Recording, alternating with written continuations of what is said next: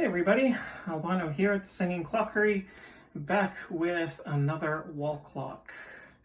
Very excited about this wall clock. I just found it this last Saturday. And the reason I'm excited about this wall clock is because it is another Kienzle. And as I have mentioned in previous posts, I like Kienzle wall clocks, Kienzle clocks in general.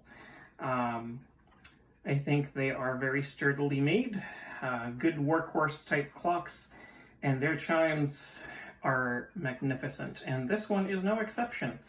And being a wall clock, it's definitely no exception. So this one is from between 1925 and 1929, according to my sources. It is your typical German box clock with an 8-day pendulum-driven movement. It chimes Westminster chimes every 15 minutes and strikes at the top of the hour on a pair of chime rods that are tuned very slightly off of one another. They're almost the same pitch, but not quite. And the effect is what I like to call the church bell strike.